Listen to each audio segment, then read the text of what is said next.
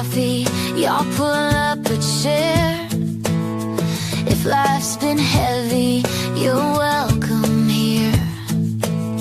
We talk real stories, the truth, the fight, the mess, the pain, what's wrong and what's right. A crime in the headlines, secrets and shame, abuse, addiction, calling it by name. Mental health, yeah, we say it out loud. No whispers here, no blending in the crowd. This ain't a courtroom, this ain't a feed. It's a table where we all get a seat. But first, coffee with Susie Overholt, where hard conversations don't cost your soul. We talk recovery, we talk repair, we talk hope rising up from despair. We're a safe place, friends and family, small town heart with a global reach, like a local newspaper and a coffee shop door. Pull up a chair, there's room for more.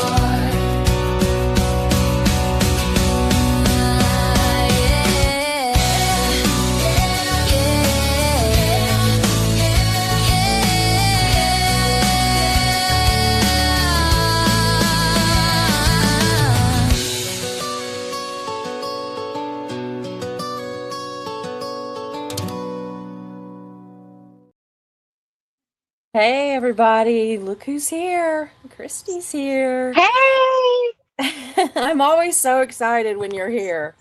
I really am. I'm Whoops. excited to be back. It's been a long time since I've been on YouTube, so I'm Yeah, excited to be here. Thanks for having me, you guys, and hello absolutely. to everybody. Oh, it is good to have you back. I'm always thrilled. It just, I don't know, we always have a good time. So We I'm do, checking we do. over in the chat to see who all's here, and I see Ben is on his way home. Please be safe and happy birthday. So it is his birthday today. So yeah, and And Encarnacion happy is birthday! here. I didn't know. I should have known that. We won't tell.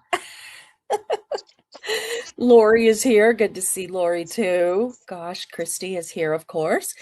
So it is really good to see everybody. And tonight we're going to talk about healing and how, it ain't easy, y'all. It ain't easy.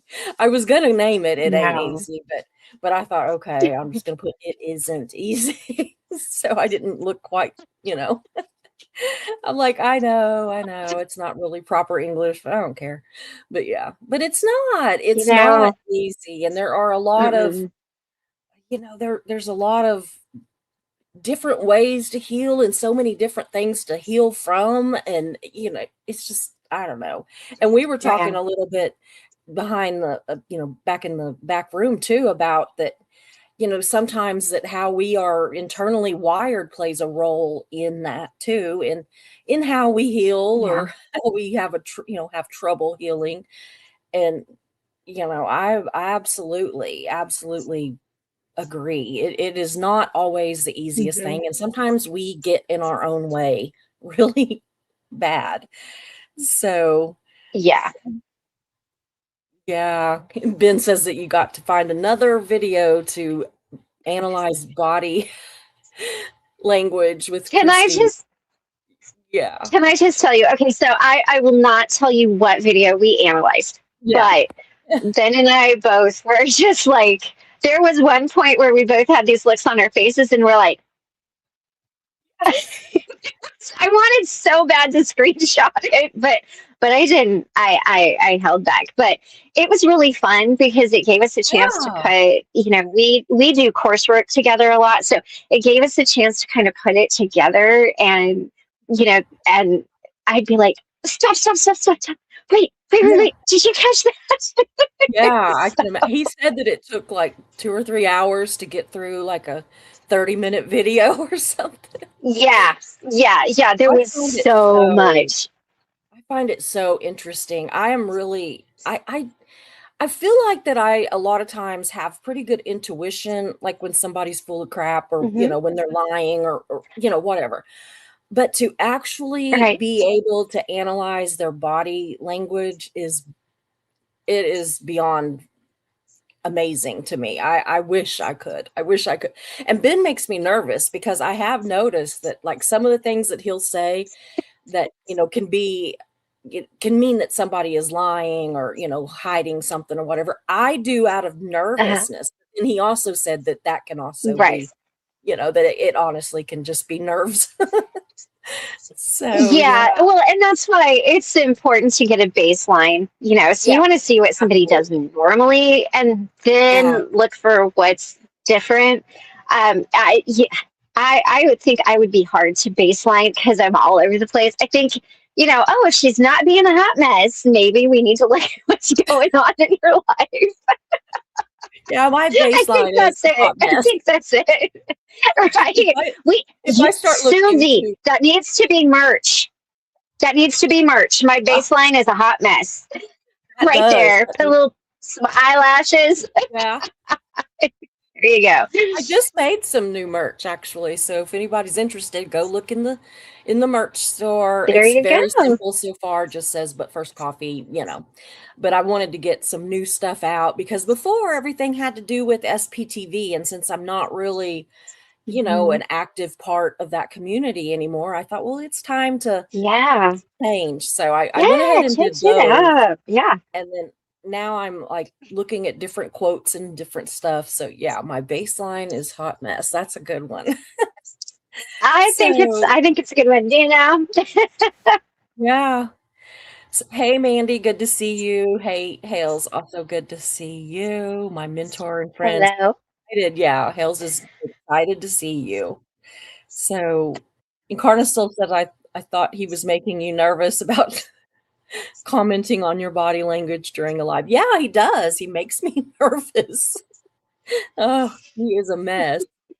Ben is a total mess, but I don't know what we'd do without him. He like it- sometimes you just got I to know. everybody needs a Ben.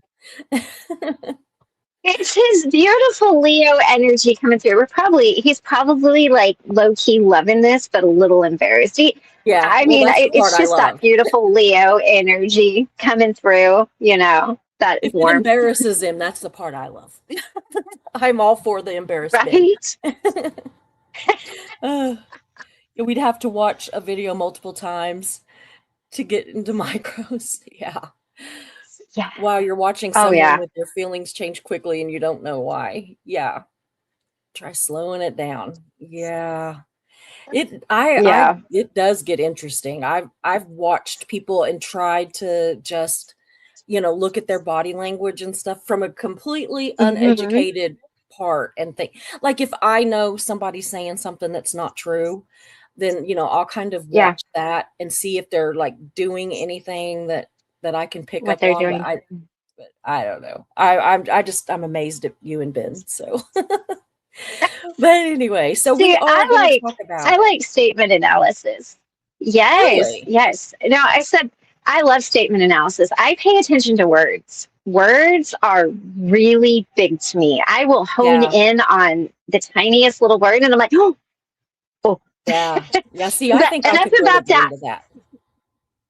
I could Yes. really Oh get into yeah. because words. I love words. I love you know language, conversation, the whole bit, and I am really Yeah. bad about analyzing every single thing somebody says. Especially if I disagree with them, of course. So, which is not healthy, but yeah. But anyway, so tonight we are going to talk about healing and how healing Yeah. is not easy. And I am really coming at this from just an angle of in general. And I just want to put it out there that Yeah. if I'm talking about situations in my own life, I am probably not talking about a specific person unless I say it, which is usually my brother. If I'm talking about a specific person, it's almost always my brother or my ex-husband. But yeah, I mean, sometimes it can be something that people have no idea. I mean, we all have lives Yeah. outside of YouTube and we forget that people have things that they're healing from that we know nothing Hmm. about. And so I'm just Yeah. asking, like, if somebody thinks I'm talking about them, I might be, but I might not be. And, I might be Right. talking about something from 10 years ago. You just never know because, that's just how it goes. Right. That's just how it goes. That's how my therapy sessions go Right. too. I'll be talking about something from when I was 12 and then talking about something from last Mhm. week. And I'm just like, I know she's probably thinking, this woman's giving me a headache. So, like, what's that thing I saw that be the reason that your therapist needs a vacation. That's my goal, is to be Right. the reason, There you go. My or my that she favorite needs one is therapy. somebody's therapist somewhere knows your full name. And I'm like, Yeah, damn right they do. right. They do. Absolutely. There's a couple. I could probably give you names. Oh, Right. wow. So I do want to invite the chat as you come in, or, lurkers, whatever. If you want to join in, please do. This is very much a conversation. Hmm. If you're here in the replay, we very much put those comments or questions or whatever in the Yeah. replay in the comments. We really just thrive on conversations, and that's what we're here for. So, so Yes. Yes. yeah. So the first thing that was kind of weird to me was that my therapist asked me straight out what I thought healing meant. And it That's a kind of took really me good aback. question. Yeah, Yeah. it really did. And I It's a wrote great down some notes. question. Yeah, I wrote down some Yeah. notes. Eh, We said, does healing mean something no longer hurts? Or can something mhm, still hurt without controlling you? And, are mhm, we ever completely healed, or do we just learn healthier ways to deal with things? Or, maybe healing isn't returning to who we were, before something happened. Maybe we are a new person.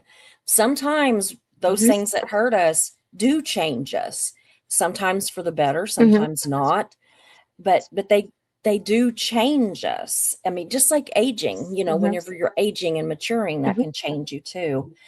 And can mhm. you be doing really well and then suddenly just have a terrible day, which is something I told you the other day. I was like, I thought I was Yeah. doing so good, and then today I'm just like, I feel like I'm back to, you know Yeah. where I started and everything. And so, you know I just, I think that healing, they say it's not linear, that it's all over the place. And Yeah. and so I Mhm. wonder, are we ever truly healed from something, or are we just learning a better way? Or, I mean, I would hope that we heal from things, but I don't know how realistic it is. I mean, some things, of course, you can heal from, but like some of the more deep, you know, internal damaging things, I think would be a little harder to actually ever heal completely from. But what do you think about it?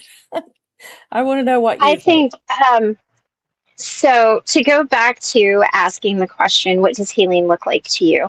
That is such a great question, because the reason that your therapist is asking that question is to see your lens. Yeah. Because I actually just wrote an article, and it was like, what can only you say? And so it's actually, what does the lens look like for you? So that's a great question, because it really gives that therapist some really great insight right away. And are we ever really healed? From I think from some things we are, and I think from other things we don't. Yeah. Um, there are, it's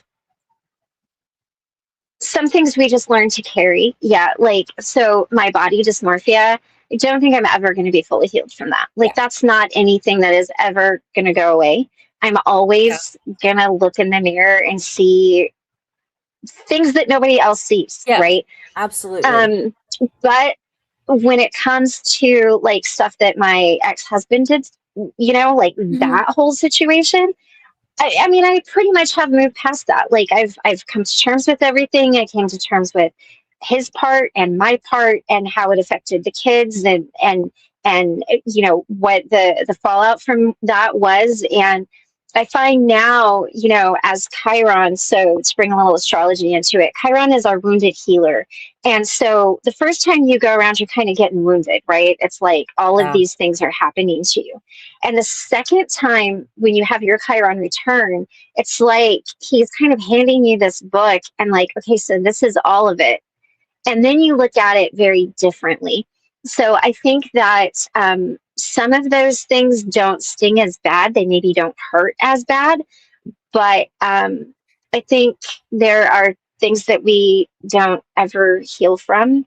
Money trauma is something that I've been kind of dealing with this week. You would think at some point you're just like, I'm fine. And then you kind of realize that you're not. But to also kind of circle back to a terrible day, two things can be true at once. You can be a more healed version of who you were and have a bad day.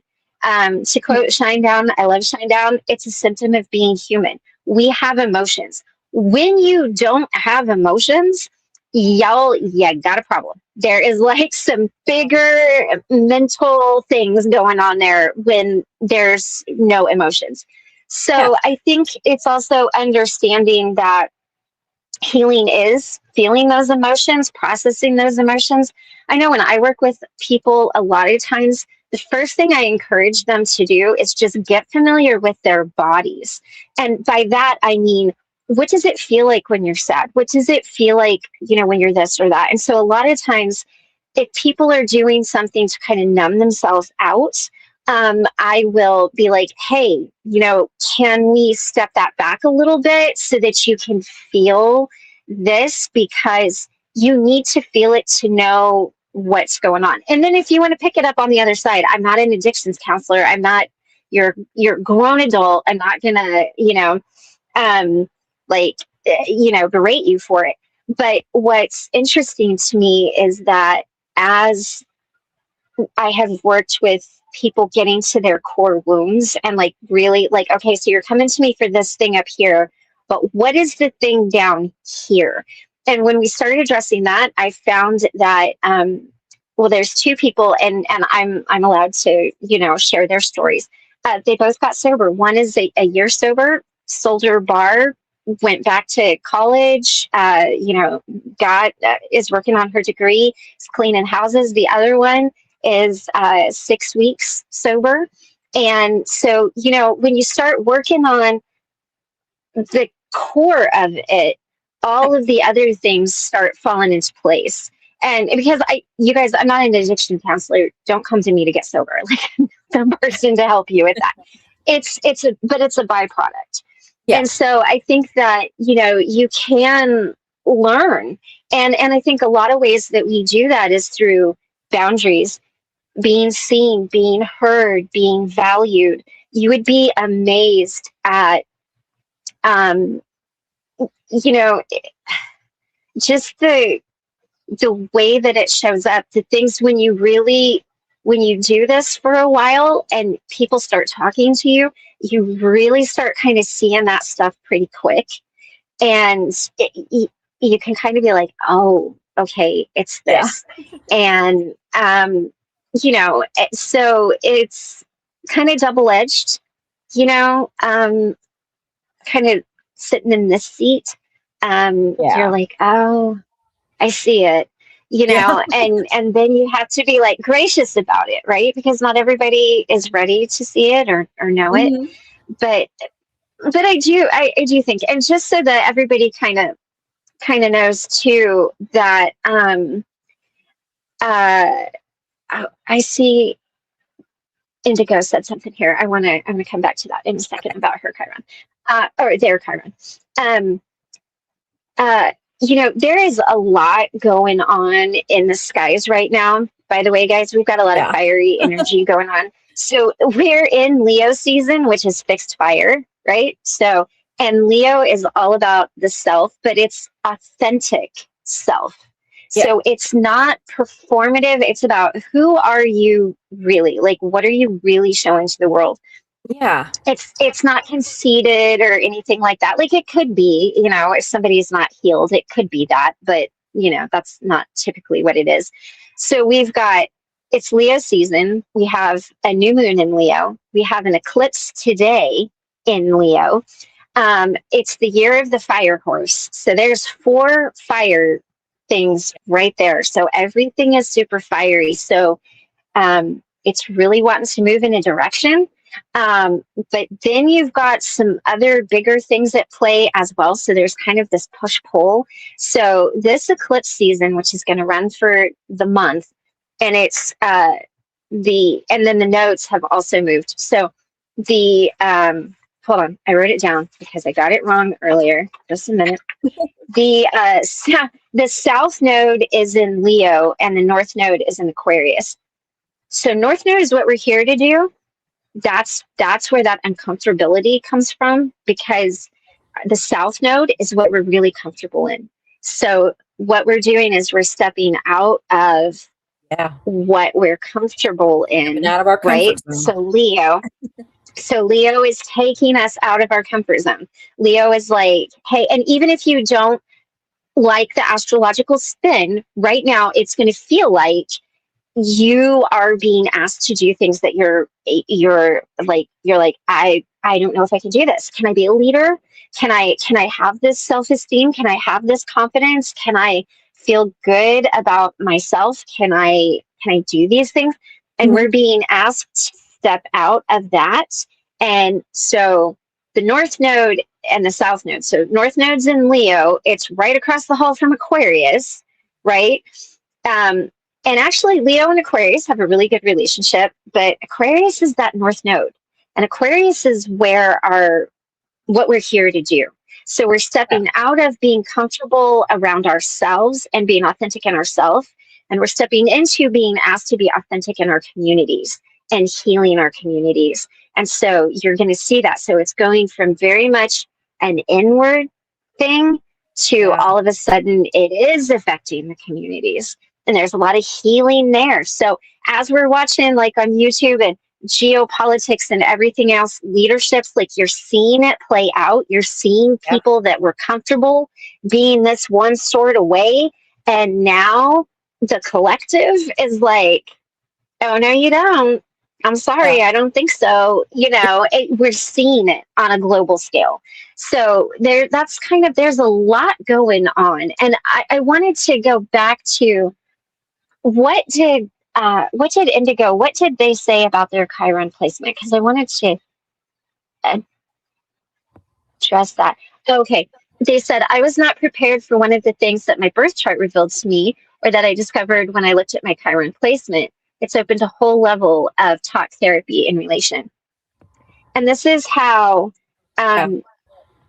you can use a birth chart or something like that. To her adoption and family. Yeah. And this is how you can, if you work with a therapist that brings in a little bit of astrology or something, they can kind of look at it and go, hey, so can we talk about this? Like, what does this look like for you? And it just gives another level. And so if you work with someone like me, who's not licensed, by the way, I make no pretense that I am, sometimes things will come up with us that you can take to your therapist. And you can be like, hey, I was talking with a friend about this. And what about this? So I think that there's a lot of different levels, and it's just how we kind of go about it. What is he saying? That book? Oh, I don't know what book he's talking. Okay. So that's kind of what I was. Flip these comments real fast. That way we'll kind of from section to section. Yeah. We don't get so far behind that we can't figure out what people are talking about. Right. Ben says some of that childhood crap proves to be the hardest because the armor you use to protect yourself from it is reinforced by a lifetime. Yeah. Yeah, absolutely. And that's really hard. Sometimes you can heal the event, but not the stuff around it. That's very true. Very true. Yeah. And Hales says, I have discovered that deeper concepts are starting to manifest in my healing. I may be dealt with the first layer, and now insights are starting to peel back a second layer that adds more complexity to issues that I thought I worked through already. Me too. That happens a lot. Yeah. And that's that kind of Chiron circling back again, because Chiron's always moving, I mean, well, Yeah. not always, but it's always kind of doing something. And I think that's another thing about healing not being linear, is that, Yeah. it's kind of like that first level is, this was done to me. And then the next level is kind of like, I did this. And then it's kind of like, okay, we did this. And then you kind of Yeah. get to this point where it's like, okay, well, what's the lesson? And Yeah. that's why I think it's always kind of evolving. And some of those deeper things, you find come back later, because you're not necessarily always ready. Like, you might heal from one part of it, and maybe you think like, oh God, wow, that was deep. And then 10 years later, you're like, whoa, wait a minute. I thought we were done with this. But it's something completely different. Yeah. Absolutely. Absolutely. Yeah. Ben says, yeah, there are things that you can't affirmation your way out of. And this is true. This is when your nervous system gets hijacked, when that is your response, when you are in that freeze response, you cannot you can't rationalize yourself out of it. You can't think your way out of it. You can't cry your way out of it. You really have to reset your nervous system. And so, everybody, you might have a more dominant, like fight, flight, freeze, fawn response. Yeah.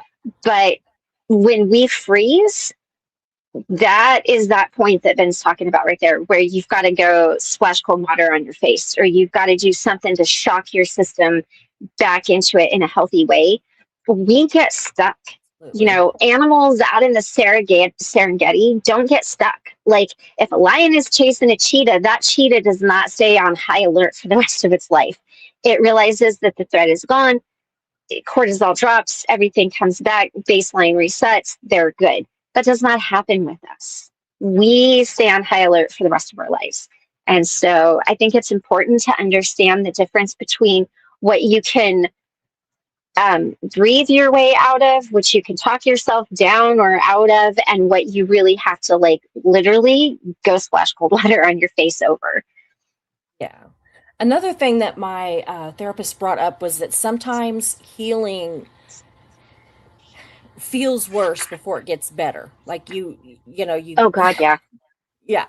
Like what it reminded me of when she and I were talking was whenever you warned me, you were saying, really look and try to find what hurt little Susie, what hurt Susie when she was little. And she said, and Christy said to me, she's like, you're going to cry. And I was really glad that you kind of just said that, because whenever I was really digging, really looking into just going back into my life and everything. And I honestly tried to start from I thought, okay, instead of going backwards, I'm going to try to come forward. So I tried to go back to my earliest memories and kind of move through, memories and thoughts and everything.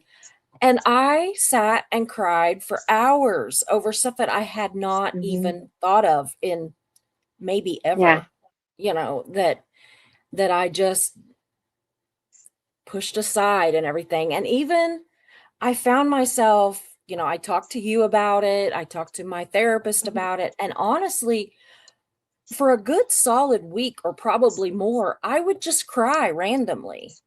Like I literally would just completely feel like this little girl that was hurt over whatever this little girl was hurt over. And I mean, there wasn't tons of stuff. There were a couple of different instances in my life that, hurt apparently very deeply. So, but I was, it made me think of that whenever she again said, sometimes healing feels a lot worse before it feels even a little bit better. And it really does. Yeah. It does, because you've got to kind of be so this okay, not to scare off anybody from working with me, Yeah. but Oh, it's you worth will it. Trust me. cry. You will you, cry. you will cry when you work with me. And that's how I know that I've got to the point that we need to get to. If you haven't cried, we're not there yet. So whenever I see somebody Well, cry it's that a I'm working with, release. I'm like, It's a that's it. release, you It know? is, because what happens is it builds in your body, and when you cry, you're literally like expelling it out of your body. Yeah. So I mean, you could cry, like, I guess depending on how serious it could be, you could vomit, you could, yeah, like Yeah. it's just getting that out. But so yeah, I do feel bad, like, for those of you that have worked with me, I Yeah. do feel bad when I make you cry, but there is a point where No. I'm like, that's it. Yeah. That's it right there. But And after that, I have turned corners after that. yeah, I didn't fix everything. I am still, a hot mess. right. But it seemed like, to me anyway, that I really like opened up something that I'm Yeah, like, okay, it doesn't hurt any more than it already did. It's right. I have a better understanding of things now, but it really just opened me up to the possibilities of maybe this and this, X, Y, and Z are a reaction to Hmm. something that happened whenever I was 3 years old, and Yeah. you know, and it has to do with feeling deserted. I was not ever, and I Hmm. just want people to, man, my nose is itching. I want people to know this was not like some sort of an abusive situation. I have Right, an right, right. issue with being abandoned or Hmm. not loved, that kind of thing, not being Hmm. enough, Hmm. that kind of thing. And so Hmm. it started when I was 3 years old. And, so then when I got to that one, I was like, done, figured that one out. And then for something just kept Yeah. making me, keep thinking. And I came to another situation in my life where I absolutely felt that. And I knew other Mhm. situations, like it was easy to know that I felt that way, with my ex-husband and, ex-boyfriends and just Mhm. whatever. But Right. to know that I had felt that way about both of my dads had kind of done Mhm. things that had made me feel that way. And I have always had them on such a pedestal. And, Yeah. and I realized that by putting them on a pedestal, I gave them farther to fall. That I Yeah. gave when they messed up, because they did, when they Oh messed yeah. up, Yeah. it made it more powerful, more hurtful, because to me they were like these perfect people, and nobody's perfect. Mhm. But yeah, it was Right. it was really healing to come up with those two different situations, and then that really has helped me to understand why I'm like a people pleaser, and I'm always Mhm. trying to be enough, to be enough for people, and I want them to like let me know that I'm enough. And it is really something, because it kind of felt like shit It's for a little yeah. bit. It really It did. it does. It And it it still does. does I had sometimes. somebody. Oh yeah. I had somebody that somebody that I'm currently working with, and they asked me, am I going to get clarity? And I said to her, I said, "Oh, you're going to get clarity, but it is not going to be the kind of clarity that you think." And she's Yeah. like, whatever. And then a couple of weeks later, she's like, I hate you. I have clarity, and you're right. It's not what I thought, and I don't like this. And of course, she didn't mean that she actually like hated me. She's still working with me, so she can't hate me too much. Um, but it is, and you see that, and you learn to kind of see that arc, and you're like, oh, Mhm. you're getting close. And Yeah. it's and two, I think because you guys, I'm still healing. I have days, I mean, I wrote about it in this article I just wrote, where I'm like, why the hell does anybody listen to me? Like, I Yeah. don't have my own shit Yeah. together. Like, why is anybody coming to me, talking to me? But here's what's funny. So I was talking to a friend of mine last night, and she goes, Christy, we were talking about a problem I had. Like, this was an issue I was trying to work through of my own. And I'm like, I can't help myself around it. I don't Yeah. know what's going on. And she's like, okay. She goes, well, we're going to work through this. And it's called the empty chair. Like the empty chair. So it's like you kind of go back and forth in this chair of like, you're the person that was hurt. And then you're kind of like the therapist type thing. And this was around a really deeply spiritual thing. And she's like, if this was not you, if this was a client, what would Yeah. you do? And I just disassociated. I mean, I detached so quick. I don't want to say disassociated because I did not do that. I detached from the situation really quick. And I'm like, get to the core wounds. You have to find why there's that. And Yeah. then she's like, okay, and then what would you do? And I'm like, well, and then, so the core wound would be this, so then it would be that, so then it would be this. And then I'm like talking Yeah. myself through it. And I'm like, oh my God, so, I mean, there is this, but it gets really deep. And I kind of joke a little bit about Dante's Inferno, like the 9 Yeah. circles of hell or whatever. And I'm like, I think I'm like just naturally at a 5. And then Pluto shows up and like drags me down to 8 and then gives me a break and sends me back up to 4. And then I'm back down to 5 because it really does have a, oh, that is so sweet. Indigo, thank you. It's, you kind of are, you do get pulled kind of all over the place. Yeah. And it's, but yeah, just know if you call me up and you're like, hey, chick, I want to work with you. I'll be like, all right, get your box of tissues. You're going to need them the first couple of times. She ain't kidding. She is not kidding. Another thing that we talked about, my therapist and I promise every one of my lives and all of my stacks are not going to be like, Susie's therapy adjacent kind of deal. But sometimes I think, wow, if this is helping me, it might help, another person. So I'm like, okay, we're going to talk about it. Exactly. So another thing Absolutely. that she was talking about was uncomfortable, that's not comfortable about healing, is recognizing our own roles. And what she said was there's an enormous difference between what happened to me was my fault, and there may be things that I need to learn about how I responded, what I tolerated, or what I continued. And I thought that was really cool too, because, it doesn't have to be all or nothing. It doesn't have to be, this is all this person's fault for hurting me, but it also doesn't have to be, this is all my fault. This is something desperately wrong with me, or, something that I completely, screwed the pooch on kind of deal, whatever. I mean, it can be both. It can be both at one time. And then she was talking she was talking about how we'll sometimes ignore warning signs and we keep going back, we retaliate, just all these different things that we do that we need to then look at too. If we've had like a falling out with a person and look at it both from what they've done to us, basically. I'm not using her words, this is Susie's words, but anyway, and also what we may have done to ourselves, how what we did furthered our pain, basically, And I thought that was pretty amazing. I don't know why my nose is itching so bad.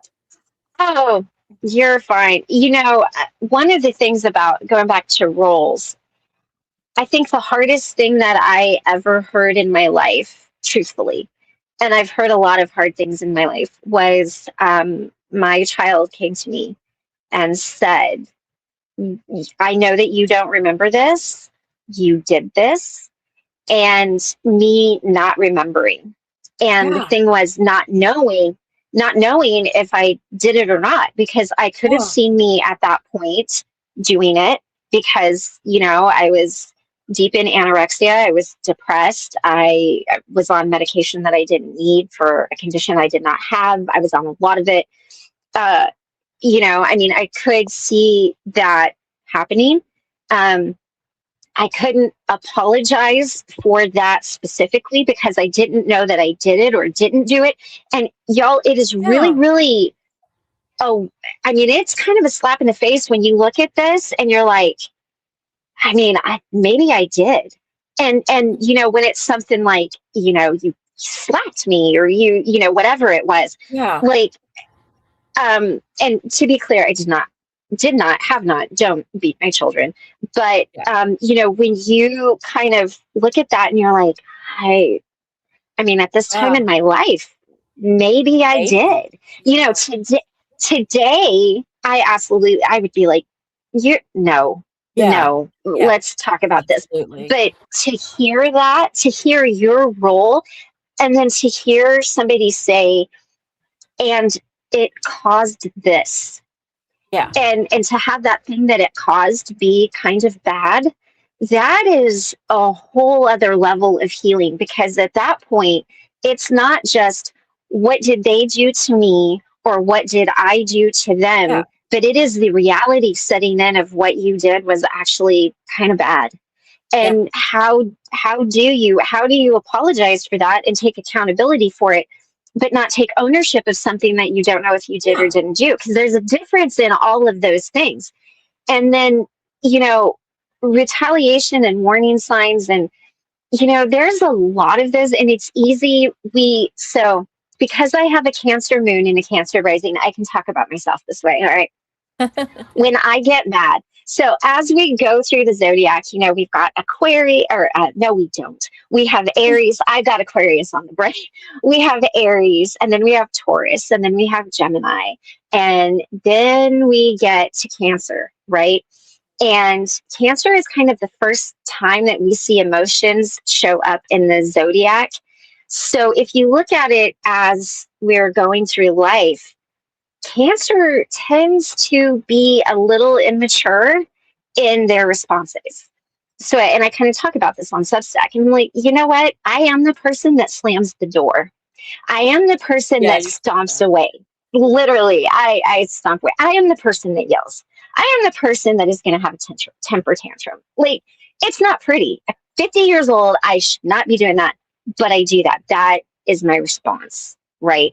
And so when we have those responses and that, kind of retaliation, it doesn't make it okay. Just because I have those placements doesn't excuse Christy from being not nice and pitchy, right? Like, I cannot go through life being a little crab holding a sword and like cutting everybody. Like, you can't do that. But it is my first response. And then my brain kicks in and I'm like, oh, I did it again. It's why I think it's good that that we don't have landlines anymore, because I would just slam that phone down on everybody. There was nothing better than that. I kind of miss it. Like, I sort of want to go find one just so that when I get really angry after the phone goes, I can grab the phone and just slam it down a little bit. But it is not mature and healed, right? So no matter who that person is to you or what you think of them or how they might be, like, they do have these moments and these things, and so there are. It can be, especially if you have a good sense of justice, you could really want to retaliate, because you're like, you're wrong, and I need justice. That's and it's kind of, and it's like, but do ya? And are you the one to give it? Because if we're looking for justice, it's probably true to say that we are the ones that should not be delving out for justice, right? There's a reason that like victims' families aren't the judges.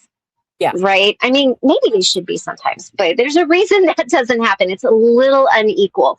So, it can get tough. And a lot of this, and again, as you kind of see some of that, and you look at yourself and you see, I'm capable of that. You know, Yeah. everybody's, you know, like, there's a difference between you know, is it possible? Is it Yeah. probable? Is it possible? Sure, anything's possible. Is it probable? But when you ask that question of yourself and the answer is actually, yeah, that's probable. That is a whole other level, because then not only are you dealing with what you did to the person, you know, like your Yeah. victim, basically, no matter who they were. Um, but you're also looking at that reality that you have that in you. Yeah. And that's another hard thing to take. So, I mean, this is where Oh, it yeah. starts to get heady and, you know, now this does not mean, like, just because we're talking about all of this, you know, the good side of that is that you know, my child and I now have a relationship, and, you know, we talk, and we've worked through that, and it's all Yeah. good, and it's handled and it's done. So, you Yeah. know, it does matter how you show up, and it does matter how you honor them and the situation and how you work through it. And it can be who you were, and it can also be true that it's not who you are today. Yeah. Absolutely. Another thing that she said that I thought was another quote of hers. This one is actually a quote. I put quotes around it. She said that she was talking in she said, I'm not necessarily talking about you, but I'm not necessarily not talking about you. And you know, she said healing may require giving up our favorite version of the story. And I thought, wow, you Hmm. know, it's pretty I mean, interesting. yeah, it is, because, you know, here's the other side of that.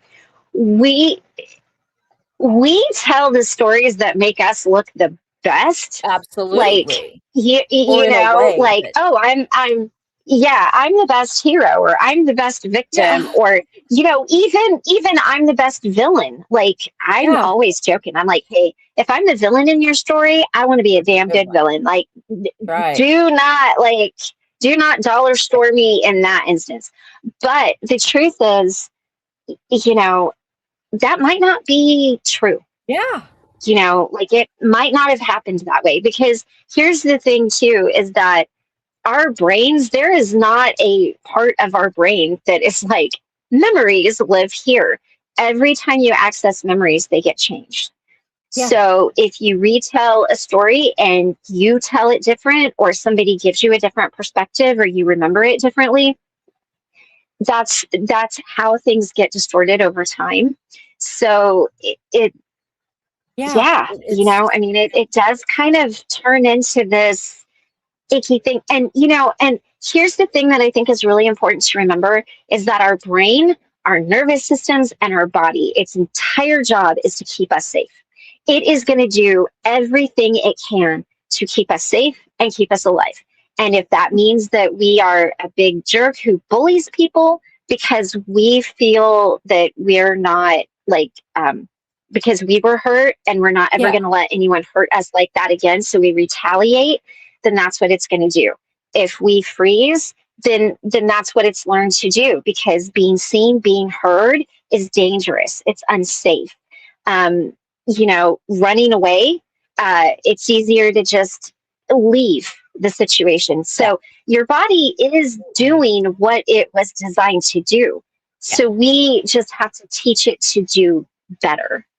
And I think that it's really important to honor that in our healing, that, you know, hey, you kept me safe. Like, the version of Christy that I used to be when I was anorexic and all that, like, she would not even fathom that I am who I am today, you know. Yeah. And but she can't exist Yeah. anymore, because if she did, I wouldn't be who I was. So there is this point where you do have to let go. And, you know, I was happy to stay in the victimhood. I was like, Oh, yeah.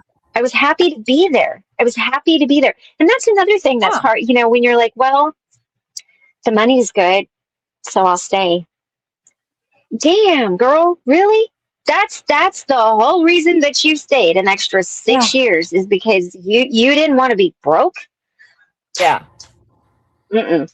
But I know. that's where I was. That's where I was. And then I got out of it. And I'm like, well, now I'm broke driving an Audi. Yeah. There's that. Like, you know what I mean? But the reason that we do things when we're on the other side of it and we look back, sometimes that rationale doesn't make any sense. But it is about being able to see that. And it can be really it and this is why it's hard because you're not healing yourself of what other people did to you. You're healing yourself of really what you did to yourself. Absolutely. Another thing we talked about, she and I, was about accountability versus self-punishment. And she was, Oh yeah. talking about that sometimes when we start healing, another thing that makes it uncomfortable is that we start Mm-hmm. kind of getting this thing where we think, well, I'm healing, so there's something wrong. There's something wrong with me that I need to heal. And she said that there's a difference in saying, said accountability says, I wished I had handled that different. What can I learn from this? And Mm-hmm. shame says, I handled that badly. I must be a bad person. And it can be Mm-hmm. the exact same situation. And it just depends on whether you're Mm-hmm. being, whether you're having accountability or whether you're now punishing yourself, thinking that, well, if I'm a person that needs healed, I must be the whole problem. Basically, everything is now on me. Right. And she was saying, Mm-hmm. very seldom is everything ever on one person. It is generally a give and take. And, when sometimes Mm-hmm. this situation is all your fault, and sometimes that situation is all their fault. And sometimes it's both. But I really Yeah. thought that was Yeah. interesting, the difference in accountability and self-punishment. And I don't know, I found that pretty And interesting, well, and as we go about healing. what I want to say, and I really, if nothing else lands for anybody else tonight, I want everybody to understand this. Shame is not an actual emotion. It is a result of trauma. Shame is I am something wrong. Guilt Yeah. is I did something wrong. Shame is I am something wrong. So if you feel shame around a situation, that's not that emotion. That is an indicator of like the trauma that's over there.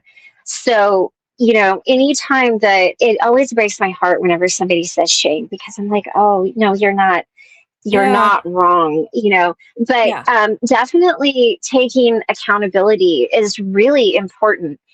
And I think it's healthy to feel guilt. There's a difference between Yeah. guilt and shame. Guilt says I Yeah. did something wrong. We should feel guilty if we did something wrong. Again, if we are not feeling emotions, you got bigger issues going on. Or Yeah. if the person you're dealing with is not feeling emotions, you need to be talking about a completely different Yeah. ball of wax at that point. Yeah. But, guilt is good. Emotions are good. I think there's so many times where we are taught that our emotions are not okay. And we're not robots. We're humans. Yeah. We have emotions. When we're taught that they're not okay, that teaches us the maladaptive coping mechanisms that come from drinking, drugs, sex, shopping, Yeah. any number of things. I mean, we all know what those things are. And it's because we weren't given either we weren't given permission to navigate our emotions in a safe and healthy way. And that's a lot of what I find is when people start to heal, they don't know what to do with the emotions because they've shoved them down, they've wrapped them in shame, they've dismissed them. It's kind of like attachment styles. There's like secure, which is good and healthy. But then there's like this avoidant dismissive where it's like, yeah, I'm not, we're not doing that, and of course there's more to it than that. But, it's almost like you have to kind of teach people that emotions are okay, that it's okay to feel them. And I think sometimes even to a degree, what it's like to feel them, what it's really like to cry, and not cry from shame, but cry because 3-year-old Susie experienced this thing. Yeah. And now adult Susie is seeing how it hurt 3-year-old Susie and how it went from 3-year-old Susie to where Susie is now, and the choices that happened along the way, because that definitely did affect it. And sometimes 3-year-old Susie takes over and she drives the bus, and like nobody wants a 3-year-old driving the bus, right? I mean, that's dangerous. That's not good. Yeah. We also talked about that healing doesn't always mean forgiving. That we don't always have to forgive, and we don't always have to be forgiven to heal. Yeah. And so she was saying that forgiveness and healing, do not always mean reconciliation, trusting somebody again, that, kind of like if they told you who they are, believe them. You don't have to go back and trust them. Yeah. You went on. You don't have to forget. Right. Right. You don't have to pretend that it wasn't serious, or you don't have to allow them to have access to you, that you don't have to drop boundaries, and you don't have to never feel angry again, that it is okay to sometimes still get angry over things. And that one was really hard for me, like the whole thing with healing and forgiveness, and that, forgiveness is not, it's not promised. We don't have to forgive somebody, and they don't have to forgive us. And sometimes there's no forgiveness needed. It is really just, they didn't intentionally do something to hurt you. You didn't intentionally do something to hurt you. So what are you trying to forgive? It's just right. Healing from what actually did occur, how you felt about what occurred, and not expecting somebody to forgive you and then that make it all better. No, it's not always going to do it. And I think forgiveness is a tricky part of therapy, because there's a lot of people that think that forgiveness, like you said, means that what happened was okay. Yeah. I love Dr. Ramani, and she's like, if you don't want to forgive, don't forgive. And depending on how you were brought up, Susie, you and I both were brought up religious.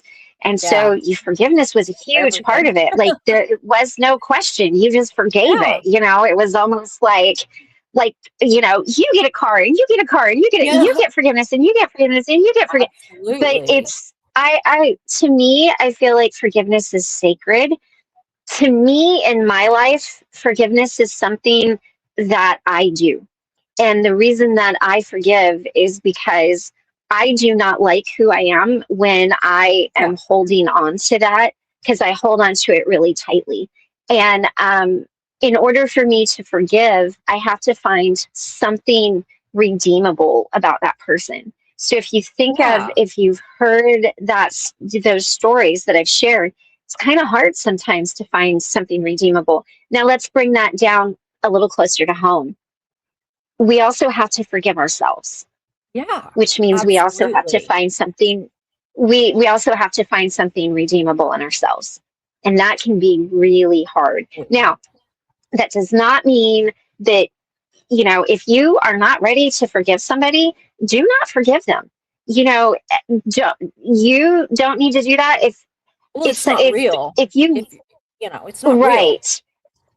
Real. Right. And if you believe that somebody has done something completely unforgivable, that is okay. Like nobody gets to judge you because of that. Like, if somebody comes to you and is like, oh, you should forgive that. No, you know what? You have autonomy. You get to choose that.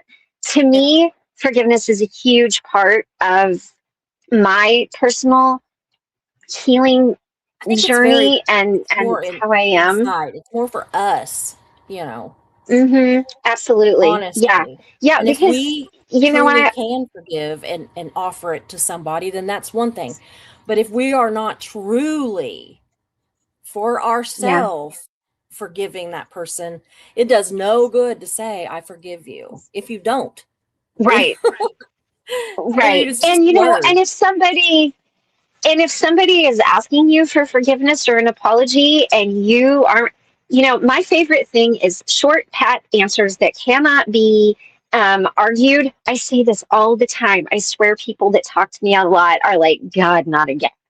But, you know, all you got to do if somebody is like, you owe me an apology or you owe me forgiveness, it is really okay to say, you know what, I'm not there yet. Yeah. How is somebody going to argue with that? Now, there are people that will, well, you should, We'll argue. at that point, just, I am not there yet, turn around and walk off. But it is okay if you're not there yet. It is okay if you Oh, never get there. Just because it's something that I do or Susie does or, yeah. whatever, it doesn't mean that, it doesn't mean that it's like a universal thing. And Yeah. I think the biggest thing is just my laptop is fixing to die. I gotta plug it in here. I think the biggest thing is that you're being authentic to yourself. Yeah. Absolutely. Sorry, I had to plug that in. That you're being authentic to yourself. Because you know, uh, it's you guys. Yeah. I like my music things. Like Nickelback says, don't take the free ride in your own life, y'all. Don't cheat yourself, right? We don't do that. No, I know. Go ahead and make the Nickelback jokes. I like Nickelback. I do too. I do too. They got a bad rap. I don't know what happened. But I tell I you don't what, know. I'm like, Uh-huh. She also said that boundaries can feel cruel if you're used to being a people pleaser. So, like, absolutely. if I have set boundaries with somebody that, this is, I'm sorry, but I can't do this anymore. I can't, I can't allow this. I can't, whatever the boundary is. And they're not always Hmm. something that you tell them. Sometimes you just set a boundary within yourself that you're not going to, and it's sometimes not about a specific person, but Right. I'm not going to allow people to do this anymore. Or I'm not going to allow Hmm. myself to do that anymore. It can be that kind of thing. Yeah. And but it can still feel bad. And Hmm. and she said it can be no is a boundary. Saying that Hmm. I'm not discussing this anymore is a boundary. Saying I love you, but I can't keep doing this is a boundary. And again, you may say it to the person, or it may be inside. You may be like, I love them, but I can't Hmm. keep, doing this thing. I can't keep letting them take advantage of me, of my generosity, of, whatever. And so I really was just so shocked. She and I have really covered about 3 weeks of sessions on healing. And I didn't really Yeah. realize that some of these things like apologies and forgiveness and boundaries were part of healing. I Oh thought yeah. you just get over things, and then I'm like, damn, this is really not fun. It's important, but it is Yeah. not fun. I was looking It's for the it's fun not. part of it. Right? Where's that? I I don't know. know. I think that I think that boat took a wrong turn in Albuquerque and ended up in a sea somewhere else, and we missed it. Boundaries are they're one of the more difficult things. Um, it's difficult to put boundaries on somebody, and it's difficult to have boundaries put on you. We talk a Yeah. lot about putting Yeah. boundaries on others because that Yeah. is important, right? Yeah. It is very But important man, to do the that. other side of that coin. Um, yeah, well, and to talk about putting boundaries on people, like you say, it is really hard, especially if say you're putting a boundary on your mom, right? That's your mom. That's Exactly. supposed to be the person that like loves you the most, or whatever. And Well, that's going to feel really uncomfortable. Maybe you have to put a boundary on your child, right? oh, And the boundary is like, we are done. Bank of mom and dad is closed. yeah. You have to sort it out yourself. Like it's not fun for either person. It's not fun for the person receiving the boundary, and it's not fun for the person setting it. But I think that there's, just like we have to learn how to be a gracious winner, we also have to learn to be a gracious loser. We have to learn how to set boundaries. We have to learn how to have them set on us. And, and I think sometimes that's just as important, because sometimes when that other person is healing, and I can go back to my daughter for this, she set a boundary on me. I can't talk to you. I can't Yeah. look at you. I can't, because she was healing through it. And me being there was making it worse. And she wasn't able to sort it out for herself. Now, and that's hard, because Absolutely. as a mom, your thing is like, I'm sorry. What I do? I love you. I love you. I love you. Let me fix it. Let me Yeah. fix it. Let me fix it. And Yeah. that just makes it worse. That is not helpful. And so, the only thing that you can kind of do at that point is say, you know what? Okay, I respect it. When you are ready, I am here. And then get your journal out, and every day you just write in there everything that you want to say to him, good, bad, happy, Yeah. whatever. And maybe that day comes and maybe that day doesn't come. But, I think what's really, really important is boundaries are how we love ourselves. And it's part of our self-worth. There's so many things. Boundaries is part of our self-worth. Knowing our value is part of our self-worth. You know, Demanding respect is part of our self-worth, and about the time that I set a boundary, I'm like, okay, the bottom line is, if I ever come to you and I'm like, all right, bottom line is, like, know that Yeah. it's fixing to come. Yeah. But it is, and it is this uncomfortable stuff, because especially if you've been a people pleaser, or if you've been in really abusive situations where you just, being seen was dangerous, Yeah. being heard was dangerous, then that's hard, because you're, again, we talk about our nervous system, our bodies, our brains are to keep us safe. Every part of you is sending off alarm bells, like danger, danger, Yeah. danger, danger, danger, And so you really have to feel very confident. And this is where it's good to have good people around you who can support you. Because the first time you set a boundary, maybe it doesn't really work so well. Maybe you cave. And then, have that person that you can go to and be like, I caved. And they can be like, okay, well, how'd you feel about that? Like, Yeah. what happened? Like, let's talk through that. What went on? And, what I find most is it comes down to the person feeling confident. If it's around being seen or being heard, you have to feel safe. You have to feel safe enough to be seen and be heard to put that Yeah. boundary. So it's okay if it fails the first time or the first 15 times. Don't stop. It just means every time that you do it, you're getting better. And eventually you will get there. And Oh, yeah. then you're gonna and then you'll be like me, and it's like, you get a boundary and you get a boundary, you get a boundary.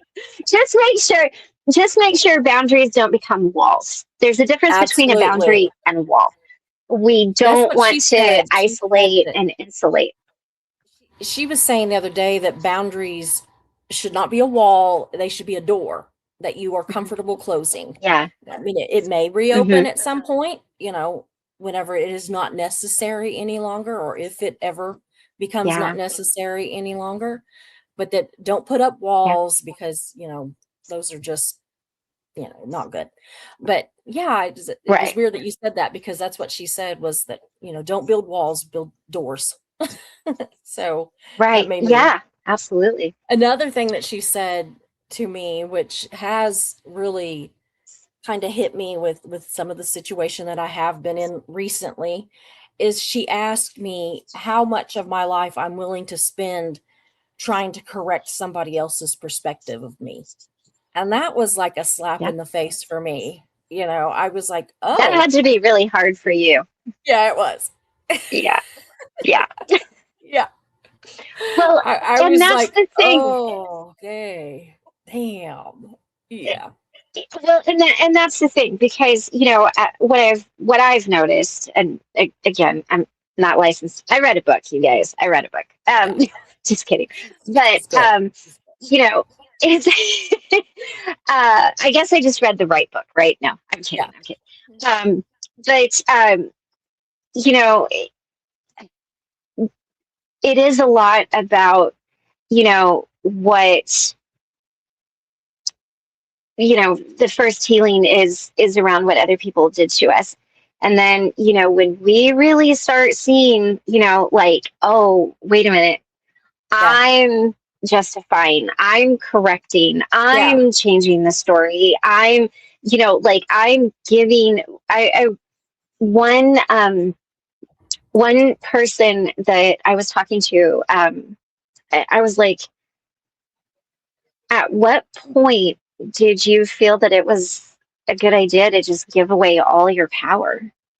Like, Yeah. because you just gave it all away, you know? And but there is that part that gets really sticky. Yeah. Yeah.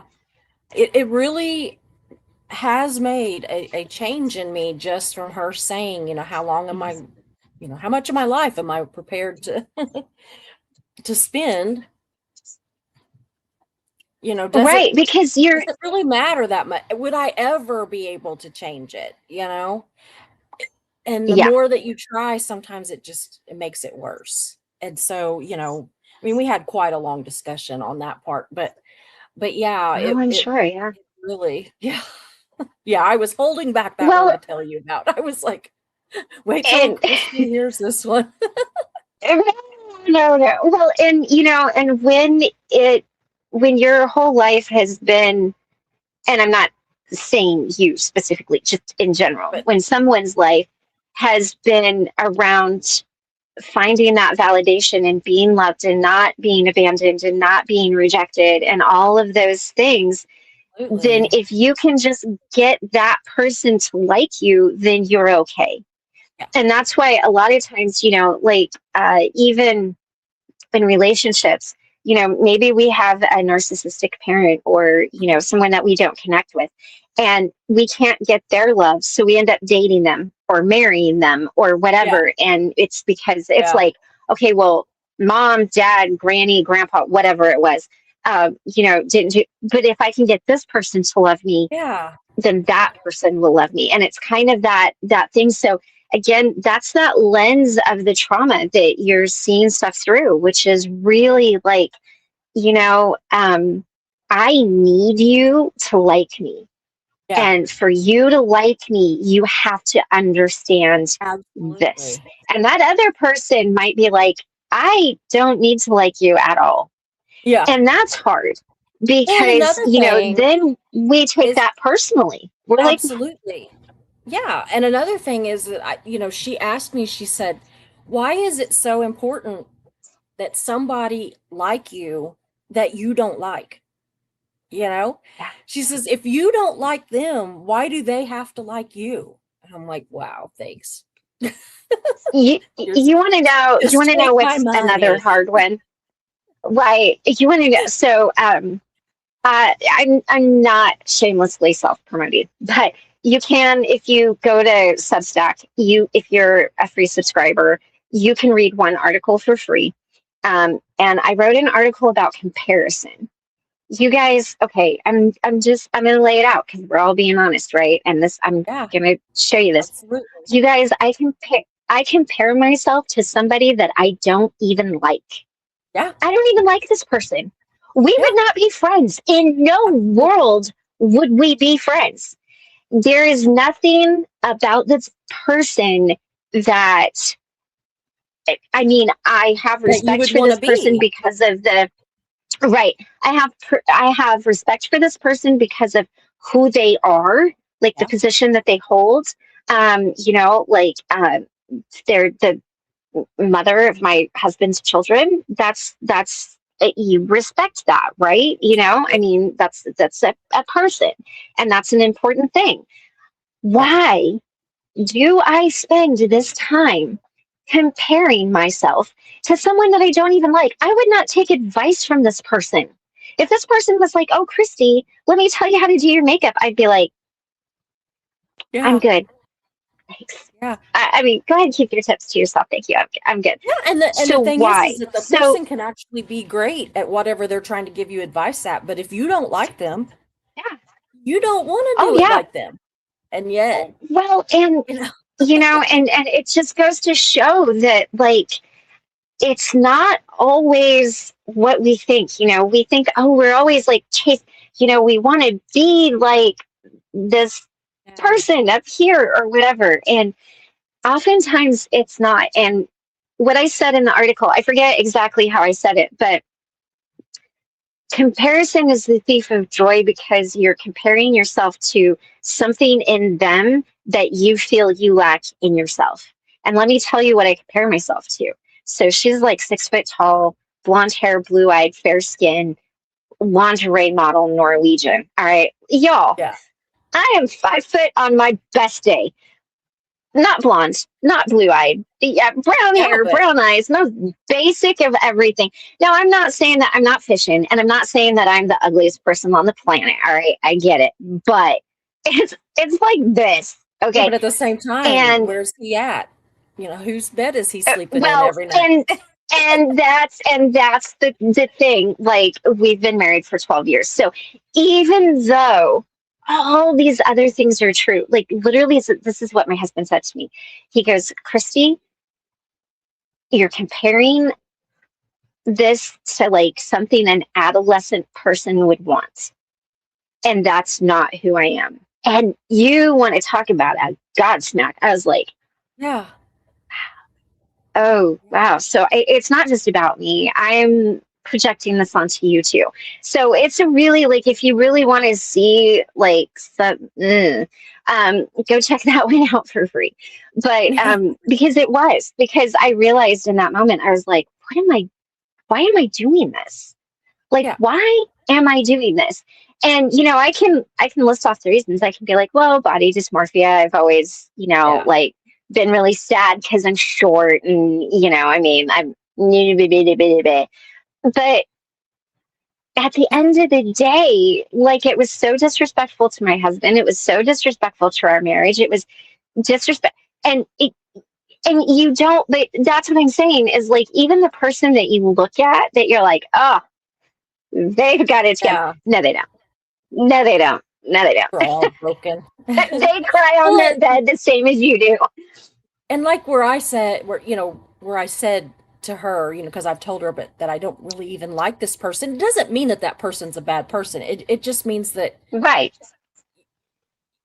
you know, it's not somebody that I really care that much about them liking me, and yet I do. Yeah. You know, I Right. need for them to. I don't care really, Yeah. which is weird how you cannot really care if they do and yet need for them to at the same time. It seems like it's like, but she says, no, you Oh, can do well, both. You can do both. you can and you do because it goes back to, you know, in that instance, and I'm not saying this about you, just in general, Yeah. it goes back to that abandonment, that Yeah. need, that really deep need Yeah. inside to be I just need seen. everybody to like me And and to be enough you for know, everybody. yeah. And you know, and that might be something that you know gets easier to carry over time. But it might not, you know, it might be like my body dysmorphia. You know, you might just kind of get to a point where you're like, oh, wait a minute, I know what you are. Okay, you don't get to raise your ugly Yeah. head. Like, go back to Yeah. sleep. You know, Yeah. go back. Absolutely. She also said that it's because I was like, but I'm just angry. I'm just so angry that I'm, misunderstood, that I'm misinterpreted, that I'm, whatever. And she said that Yeah. feeling anger is fine, but don't build a house in it or don't build a home in it. Yeah. Something like that. Yeah. So yeah, Yeah. don't I live mean, there. Don't live there, Susie. I say it in a much different way. I'm like, look, you can look at the pigs or you can get in there and waller around with Yeah, them. I'm not yeah, getting in there to waller around with them. absolutely. No, no, No, no. now I do at times waller. Don't think that I don't, but I do really try, and I think when you find it that way, because we do tend to kind of build our houses there, Yeah, but again, going back to the South Node, that's what's comfortable. Right yeah, now we're kind of absolutely. Leo is telling us, hey, we're comfortable living this way, but we're really not because it's not authentic. And we're Yeah, having to get out of it and we're having to move a direction. So, we've got to come in and we have to tear our house down. We have to take all the boards and the nails and the hammers, and we've got to go somewhere yeah, else. And we have to build a new house that's not there. yeah, yeah. Ugh. She also It's not said that fun. because I'm just like, it's just triggering. It's just and I hate that word. That's one of those words that I hate. But I'm like, it's just triggering when somebody just this. It just makes me think about when this or this happened in the past, and she Mhm. said that being triggered doesn't mean that we're not healing or that we're not healed. That it is Mhm. okay to still have triggers. It's how we deal with those triggers, and if we let them consume us and drag us all the way back Mhm. down. And so I thought that was pretty interesting too. It just, I don't know, Keela constantly says that healing is not linear, that if you look at it, it's going to be like zigzagging across Yeah. everywhere. And so I think that Mhm. like when I'm listening to her, I'm hearing your voice, I'm hearing Keela's voice, I'm hearing all these things, and I'm just like, man, I've got good friends, and I'm pretty damn lucky. Hopefully they Yeah. don't get Well, tired of and me. I no, need to no. listen to Well, them and more. I need to listen to them more. And you John and know, Jan, they're always telling me stuff. I'm like, oh, and I think one word that I've been trying to replace instead of triggered is activated, because like our yeah, our nervous system gets yeah, activated. yeah, Although I can't explain it here because of the words he uses, but go check out Dr. Gabor Mate talking about being triggered because he relates it to like a pew pew and how like it's ammo and all this. It's really yeah, interesting how he explains yeah. it. So go check it out I because I, will. I can't explain it here because Yeah, YouTube would flag you 7 ways from Sunday. But go check out what he says about it. But I kind of like activated because it activates your nervous system. For a lot of stuff, for yeah, me, it kind of comes back to the chakras and the nervous system, and what even our chakras can align with Maslow's pyramid. You know, yeah. so I mean, there's a lot of stuff that kind of overlaps. Absolutely. I'm gonna look. We've got several of starred comments, so I'm gonna check back in with Okay, those real quick and see what we've all got. right, let's do it.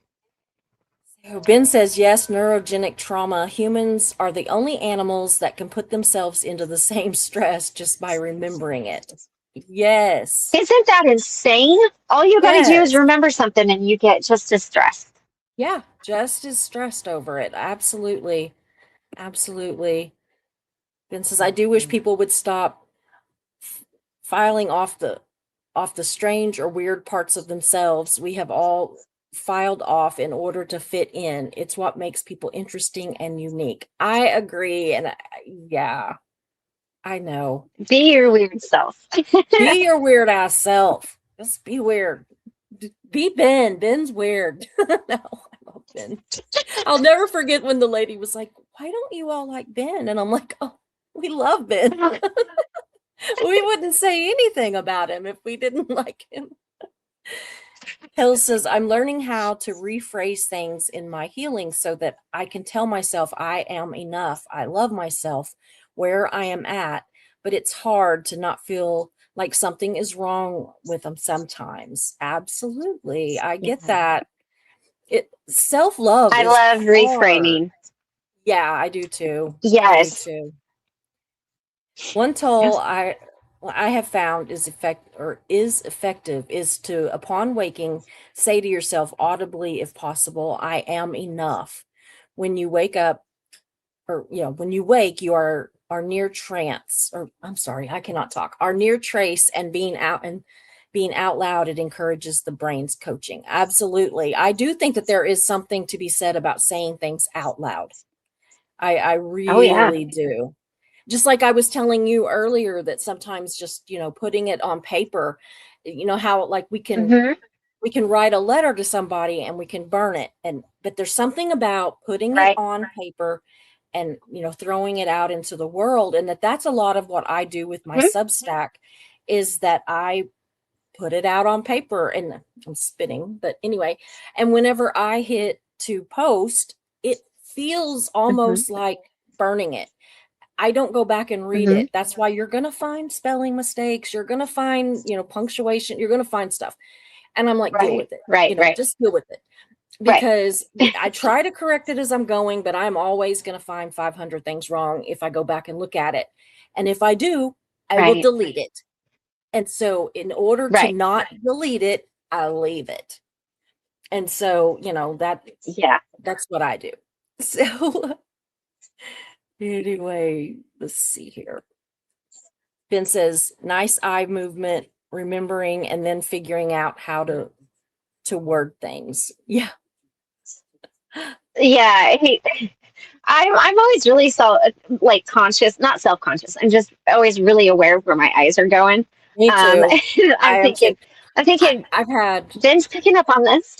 Yeah, I've had trolls that are on there like, what's she looking at? She's like looking off into space. She's, and so much of it is because if I look, I see myself on the camera and it makes me nervous because I Mhm. do mine on a laptop. Yeah. And so it makes me nervous to look at myself all the time. I see all the weird little looks that I make, all the weird, and so my eyes are constantly darting around or something will catch my Yeah. because I'm very ADHD.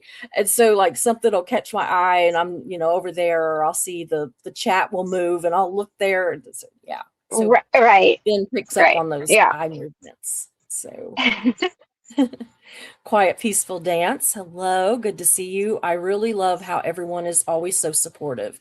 We have the best people here. We do. I Yeah. agree 100%. Hill says, Ben, I know I am where I am meant to be. There are some deep pains that I didn't realize I was carrying, ones that aren't mine, and I'm working through letting go so that I can move forward. That is Yeah. so important, Hales. I'm so thrilled to hear that for you. I really, really am. And I think that you're working with somebody great. I really do. Yeah, Ben says, and we beat ourselves up so much more than we beat up on our worst enemies. Oh yeah, and our worst Mhm. enemy can never say anything as mean to us as we say about ourselves. To So ourselves. Yeah. which Oh yeah.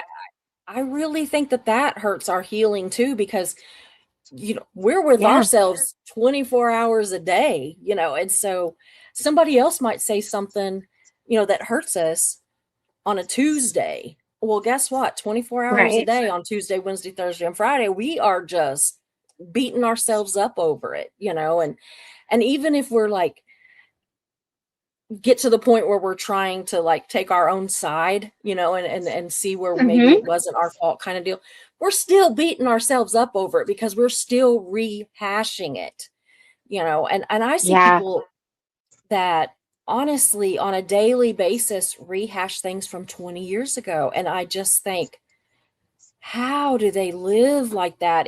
I mean, not that I think that they should forget it or whatever, Right.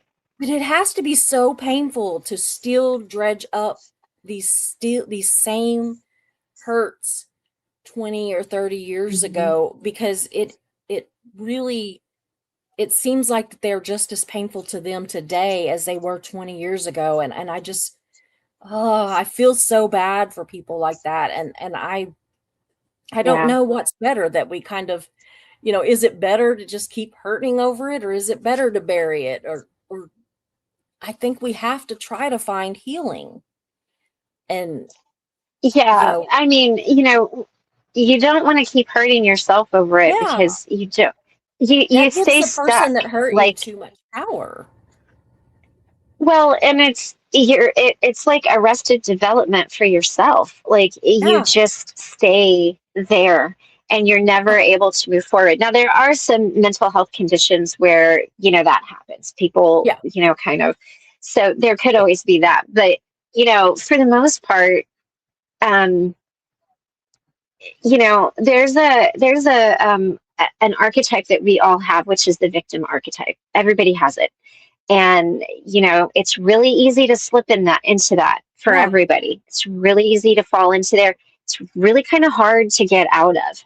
And, it's why I love archetypes so much, is because there's a healed side and a shadow side. And I think it's important to say too, Carl Jung talked a lot about the shadow side. And, we're never meant to rip that shadow side off and throw it away. We are meant to sit with it. We're meant to understand it, to see it, to learn it, to invite it into who we are, to integrate it, and to allow it to help us make decisions in life. So, this shouldn't be a pulling apart and a ripping and a shredding and a gnashing of things. I mean, it does Yeah. kind of feel that way, but, the shadow doesn't want to let go of the dark. It's really easy to stay in the dark. I Yeah. mean, it's really easy to Absolutely. stay there. It is kind of hard to be in the light because, in the dark, things are hidden. You can kind of fudge your Yep. way around it a little bit, but you cannot do that in the light. And so, there's a lot to it. And yeah, some people just, believe it or not, really enjoy being there. I don't think anybody here enjoys that, but there Yeah. are some. Yeah. I know what you mean. Yeah. Aw, thanks, Sheila. That's sweet. Like the new platform. You mean my Substack? I am Yes, enjoying Substack. it. I am enjoying Substack. I have It's a great platform. I think, I don't know the difference on Substack between subscribers and followers, because I have like 10 subscribers, but I have 3 followers. And oddly, one of Huh? them is the same person. So it's weird, but yeah. And it's somebody that doesn't like me, so I'm not sure why they do that, but okay. Oh, Yeah. I'm just like, okay, whatever. It's fine with me. I yeah. don't care. Stick around. Yeah. Anyway, Ben says, I am thankful that I learned boundaries with my mother. If I didn't, I know it would be so much harder to forgive her if I had allowed the demeaning criticism to continue. Wow. Yeah. Ben breaks me over his stories about his mom, because I just want to go give him a hug, because I mean, that's the one person that is supposed to be your absolute ride or die. You're, always going to be there. Is always supposed to be mom. And so when they're not, it is so hard. And I'm amazed, Ben. I am really amazed. You are such a well-rounded and, intellectual, emotionally intellectual person. And it just, I'm proud of you, buddy. I'm proud of you. I wish I could very be more like hard. Ben. It's very hard for people who have mother wounds. Yeah. Well, there's 2 people very close to me, like super, super close. Well, 3 if you count Ben, but 2. And, when, okay, so I'm going to actually take Ben out of that equation because these 2 people, this was their experience, and I'm not going to lump Ben in with that. But, they said it was really hard when their moms died because their moms were their abusers. And so when their abuser died, there was a relief there. And Yeah. when they had a funeral for that person, both of these people felt like, why are you celebrating this? One person did not go to the funeral, one person did go to the funeral, but they had a very difficult time because society says we should love our moms, and their Yeah. moms were not nice. And, you know, when we go back, when we talk about Chiron, the story of Chiron is that he was abandoned by his mother. That is the original abandonment wound. That is the mother wound. So if you have wounds of mother abandonment, you know, and you're into astrology and all the things, look into Chiron. You know, and Chiron, basically, the story, it was it's a tragically beautiful story. Yeah. But, Yeah. you know, when the people that were supposed to protect you and keep you safe and do right by you are your abusers, that is a really difficult place to be. And that lens that you see everything else through gets really fractured. And it takes a lot to heal that. And sometimes it never gets fully there. You can get to a place where you're more accepting of it. And, you know, it is it's an unfortunate place, but it's a place that a lot of people end up in. And I want to say a lot of people who have suffered abuse like that tend to minimize. So, you know, they might say things like, well, they weren't nice to me or they were mean to me. Yeah. Say it for what it is. That's going to help you heal. No, they abused me. They did this to me. They did that to me. Like, you don't have to share it with the whole world, but Words share are it with someone important. who loves you, because, well, yeah, because until you acknowledge what was actually done, you can't heal it. You have to face it. You have to look it in the face and face it. And people who have faced that, I mean, that is just, there's a lot to that. That takes a lot of strength, a lot of strength. And if you find that you Yeah. are in that position, like I said, go check out Chiron's story and see if there is something in there. It is very redemptive at the end, not with his mom, but just redemptive. And, you Yeah. know, call in that energy to help you with that, if that's Absolutely. how you navigate things. Yeah. Yeah. Ben says boundaries can be seen as helping other people because we are giving them information about things that hurt us. Those that really do care about us don't want to hurt us. That's Yeah. true. Yeah, if they really Mhm. care, then that's going to be a good, you know, saying, hey, this doesn't work for me. You know, I can't let you do this, or I have to set a boundary here, or whatever the wording Yeah. is. It might help them. It might make them think, crap, I am so sorry. I did not Hmm. realize that I was doing this. And so then they won't. On the other hand, it can also give Right. somebody that wants to hurt you the exact way to do it, you know. And so I Yeah. life is so much about double-edged swords. I mean, you know, we have to just be so careful about how much power we give other people, though. You know, how much power Yeah. do we Oh, give yeah. them? And you know, if somebody comes at us and does things that we have explained to them that this is a boundary, this hurts me, and they continue to do that, Hmm. then that takes a bigger boundary. You know, that means they might get the wall. You know, they really might. They, And you know, it's okay too to, I mean, Ben's read a lot of these. I'm famous for it. You know, you get so many chances with me, and then I'm yeah, like, I'm sorry, we yeah, no, you know, and you know, and it's okay to do that too. It's yeah, okay to absolutely. say, you know what, I tried, and this is not gonna, this is not gonna work. This is why. I My wish you the therapist said that best. it is absolutely okay to be done. You know, Oh it's a, yes. Hmm. she said that there's nothing wrong with no, done, or enough. Those were the three. I don't know if that Hmm. was the in the right, you know, but those were the words: done, Yeah. no and enough. Those were the words that she said. Those are complete sentences and you don't have to apologize for them. And I'm like, okay. You don't Okay. have to, and I would add to it, and you don't have to explain. Yeah. You don't have to explain. Absolutely. Because see, that's my big part. I'll be Yeah. like, no, but here's why. Or enough, but here's why.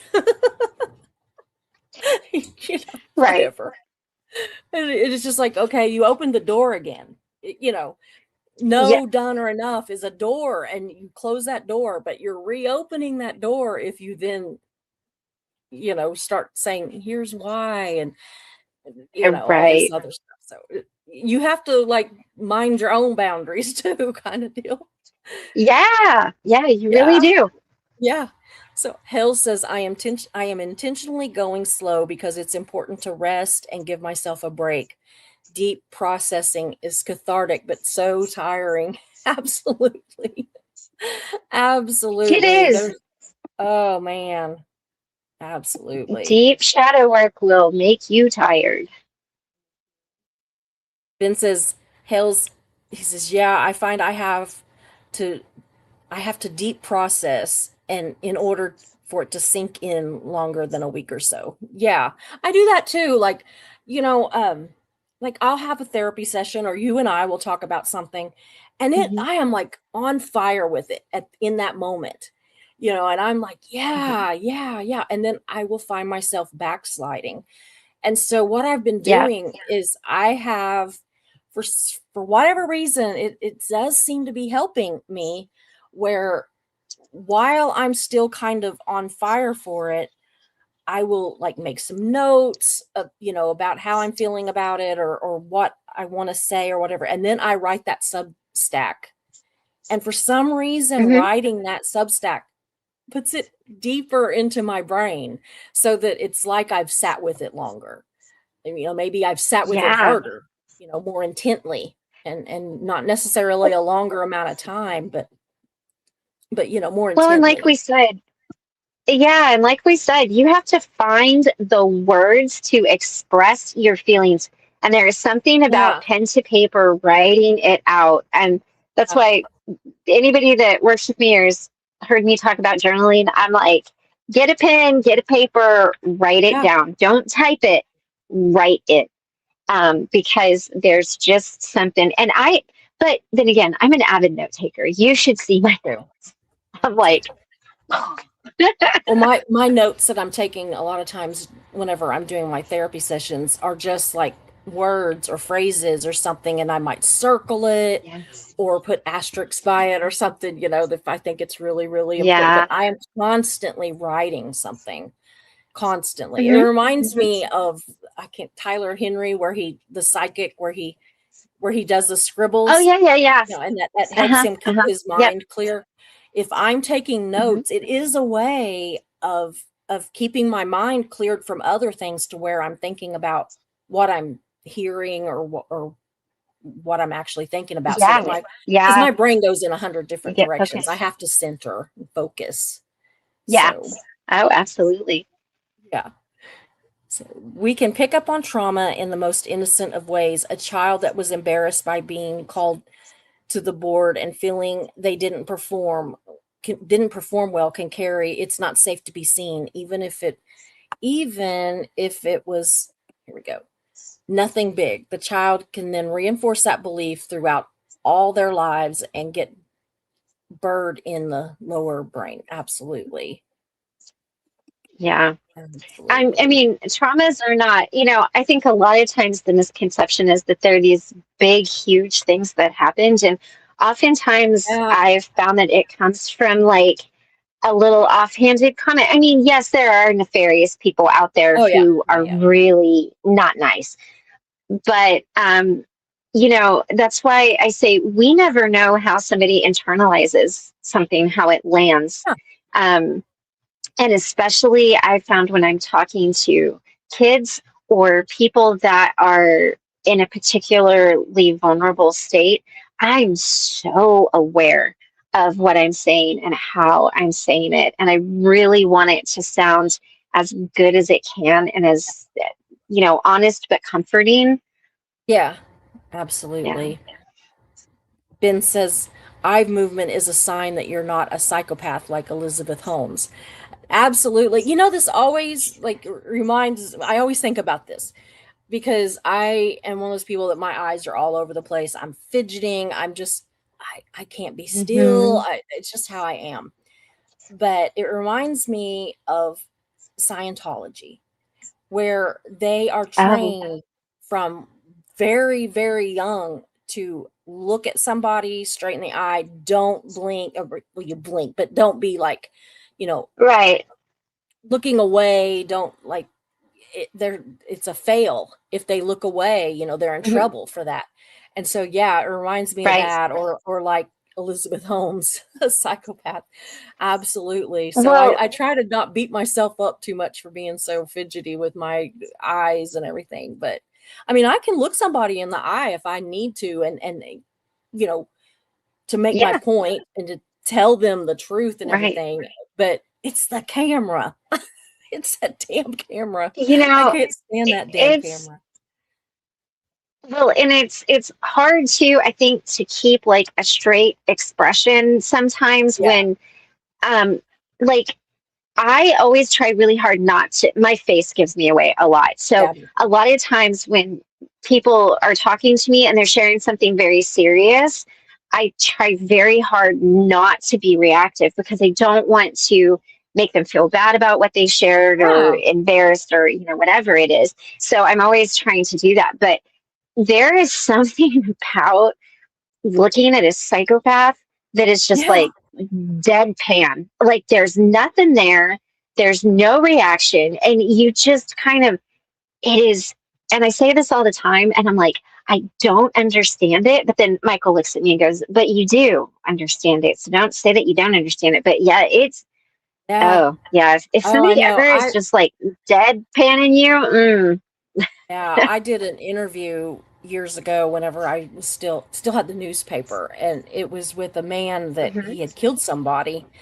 And Oh, yeah, and he was that way. He never looked away from my eyes.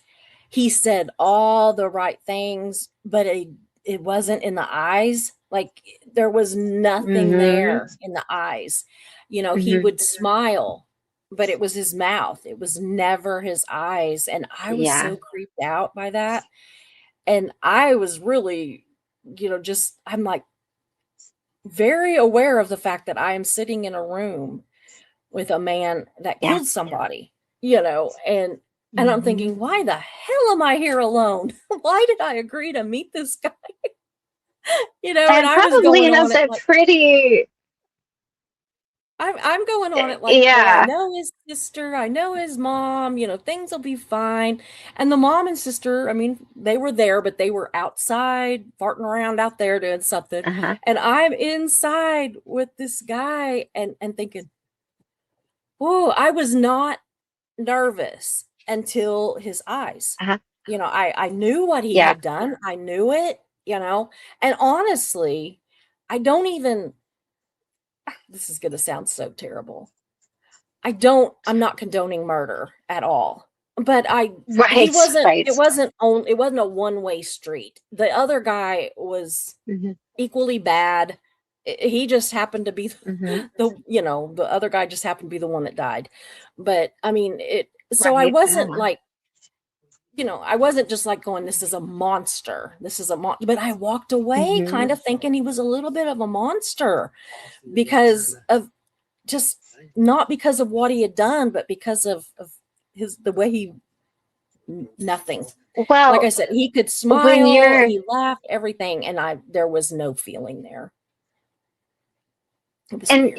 when you're dealing with somebody like that, that's got that kind of like, their brain literally is not wired the way that ours is. And Yeah. so they're looking at you because they don't know how to respond and they're trying to figure it out and they're studying you and I mean, Yeah. they are in a lot of ways the ultimate predator because they're not giving you anything. They're taking it all in and yet hiding behind this mask.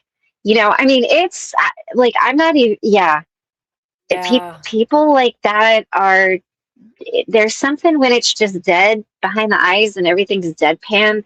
It it's not as Yeah. it should be, Yeah. and that's why I've our seen nervous other system's people like, like that. "Yay!" Seen other people like that, but to Hmm. different degrees, but this was just Yeah. so clear. And I mean, I don't Hmm. know. He's dead now too, but it's just like, oh, I don't know. Weird. It is a weird thing. But It is. Ben says every time it comes up, tell yourself, I forgive you. Yeah, we have to forgive ourselves for things. He says, and just sit with it. Be bored with it for a while and let it sink in. That's wise. And Lori says an emotional neglect is abuse. Absolutely. And Absolutely. I will say that that is one of the biggest things. Emotional Yeah. abandonment is really hard because I remember talking to my therapist at one point. She's like, Christy, what do you think abandonment looks like? And I'm like, Yeah. the parent that just leaves their kid on the side of the Yeah. road under a light post in the rain. And she's like, nope. And so, And stay. and this is one of the more difficult ones for people to kind of come to terms with, because maybe you had a really great childhood where you had the nice house and your parents had good jobs and they were there and they were present, like, or they were there but they weren't present. Yeah. And when you grow up with that kind of neglect, um, it does, Absolutely. you kind of have a need, you're not seen. And so sometimes you can have that need to be seen, which can turn into that, hey, here I am, like me, somebody please like me. So yeah, emotional neglect, I think, is one of the things. It tends to get minimized a lot and overlooked. People don't take it as seriously, I think, as, they think, well, oh, did you have an abusive childhood? Well, Yeah. no, my parents didn't hit me. It didn't It hit me. didn't We hit had that. Yeah. food. I mean, but Yeah. no, were they present? Did they love you? Did they care for you? Did they show up for you? Did they meet your emotional needs? And if you answered no to that, then Yeah. maybe take a look at going down a therapeutic road. I think everybody needs therapy. I think therapists need therapy. I just don't think that it, maybe not intensive therapy or whatever. And mine has slacked off No. considerably, where I was, talking to her far more than I was, than I am now. Hmm. But Hmm. I always know that if I have something come up that is deep, that I can talk to her more often. And it just Hmm. helps, I think, to have somebody that really does not have a dog in the fight. You're not going to upset them. You're Oh not yeah. going to hurt their feelings. You're not going to, Hmm. all those things. And you don't feel like that you're lumping it all on your friends, because you don't want to do that either all Right. the time. And so, I mean, Right. I don't know. I Right. just think that therapy is a great thing. And I saw where, yeah, here it is. Ben said, it is interesting starting to see more scientists who are starting to embrace spiritual things. Still tons of materialists out there too. Yeah. Um, Hmm. my therapist, I told her early on that I talked to you, that I consider you some sort of a spiritual guide, No, and but we don't I don't know know how to what. label me. I know I can't figure out what to call you, but it is more of a Have a label. spiritual type thing. And Right. she's Right. like, I'm all for it. She said, I am all for it. She said, I don't understand all of Awesome. it. And but Hmm. I see the benefit. And now the more that I talk to Hmm. her and tell her things that you and I have discussed, she says, I'm really seeing the benefit of it. I'm really seeing that she has helped you in things. And I'm like, I think so too. And Aw. I told her yesterday, and I said, and we haven't even really began. I said, we haven't even really started technically working together, but we are Right. going Well, through, and which we there have. are I mean, some there. absolutely. Well, yes. Yeah, there are some therapists that they definitely see the benefit in things like what I do. And there are some that are like, there's no benefit in them at all. Do not work with them. Don't, Yeah. so I always kind of leave it. I'm always very honest about, what I do and who I am, what I'm not, I don't overstep any of those. But I do really love it when a therapist comes back and is like, I see, because it's much better when you work together, even if, I mean, Yeah. obviously, Susie's therapist and I are not getting together comparing notes. But Yeah. when you can see the Oh, wow. benefit of both of those, Yeah. to be like, oh Uh, no. But there is a lot. I mean, there's so much when you can tie them together. yeah. For me, I just see how it fits. And Yeah. and again, I know my limitations. And so it's one of the things in my client packet. It's like, hey, if we hit a wall and I cannot help you beyond this, I'm going to tell you that. It doesn't mean that we have to stop working together, but it Yeah. means that we've hit the limit of what I can do on this part. So go find somebody that can help you there and we can continue on here. Well, I like my therapist said that she doesn't believe she has all the answers. She says, I don't think that I Yeah. have all the answers that you're ever going to need. She said, Mhm. I think that that's dangerous when somebody thinks they have all the answers. She said, so, if I Absolutely. can help you with some of it, and if your friend Christy can help you with some of it, then great, and I told her, I Right? said, well, I haven't found anything that's counterproductive, like I haven't had Yeah. anything that she has said or you have said that have just like, slammed up against each other. And so that Right. tells me a lot. It makes me feel very comfortable with where I'm at right now. So, Yeah. I- Yeah. Yay. but anyway, we have went 2 hours. So I think I'm We going could to just call it talk good and for talk about this. tonight. I know, I love it. But I appreciate you being here so much, Christy. And she has actually said that maybe she can be Yes. here like once a month. And so I'm looking forward to that. And I do have Yeah. other people that I am getting ready to set up, different like interviews or discussions about different things with that I'm really excited about too. And yeah, I am loving this. Where you were talking earlier about being in like in our comfort zone, and that we're kind of being Hmm. forced out of it at this point. It's like we have to step Hmm. out of it Hmm. and all that. That's kind of where I'm kind of feeling right now, is like I had gotten very Yep. comfortable with the way I was going with the channel, which I was just doing all this Hmm. research and vomiting information out and everything. And I have gotten Yeah. just so nervous with this new thing of, even though it's absolutely what I want to do, where I have Right. conversations with people, I've also found myself terrified to not go and do just this immense amount of research to know exactly what I'm going to say. And and I told Marcy that the other night, or the other day, and she was just like, well, if you do that, what's the difference in what you were doing and what you want to do? And so I was like, damn, Right. shut up,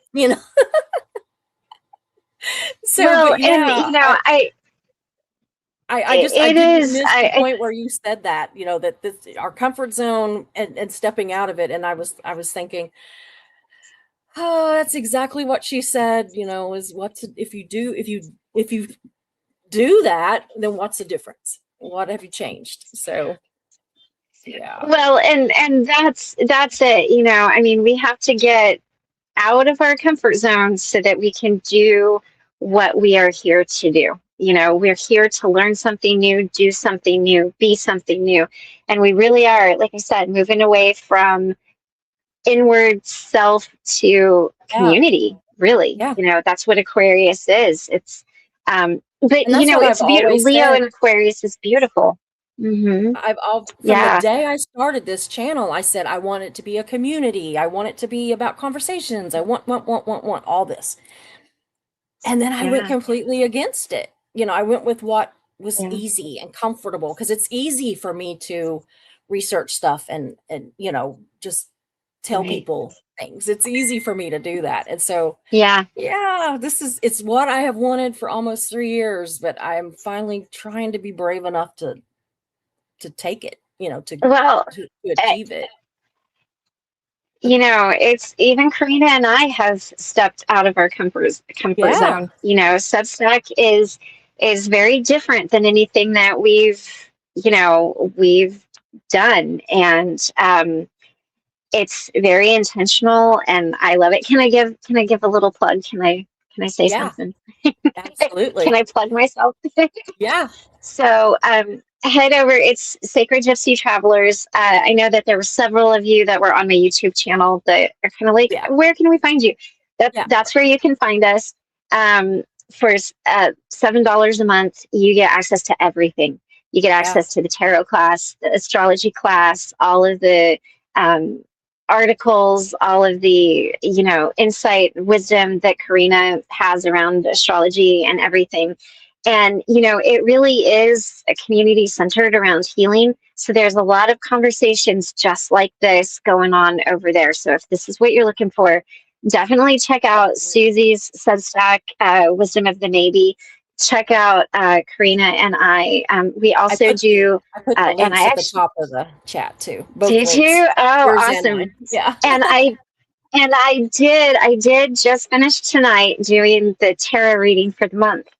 So I have to upload it. Oh, So that's another thing you get as one of the perks. We do Karina and I take turns doing monthly card pulls for everybody that is a paid subscriber, and there's no algorithm or anything. Doesn't matter how much you watch or whatever. It's just $7 a month, and that's it. And we would love to see you guys over there. Like I said, there's a lot of beautiful healing going on oh over yeah, I there, love it. and I love it. I really really, do. really cool. We're getting ready to talk about false healers, and we're getting ready to talk more about the nodes and moving out of self, like what leadership and stuff like that looks like. So yeah, so we'd love to have you guys over there if you've been wondering where we went, or you want to work with us in a different way. It's not as one-on-one as like my sessions are. Again, nobody really, I don't even know what to call myself. I don't know. I have I yet haven't to come figured up out with what a to call you label, either. but I know it's just Christy. It's just, yeah, I'm working with Christy. Yeah. People know, like, oh God, please no. But we would love to see you over there, and there's even though some stuff is behind a paywall, you can read part of the Yeah. articles for free. Yeah. But like I said, we'd love to see you over there if you guys feel called.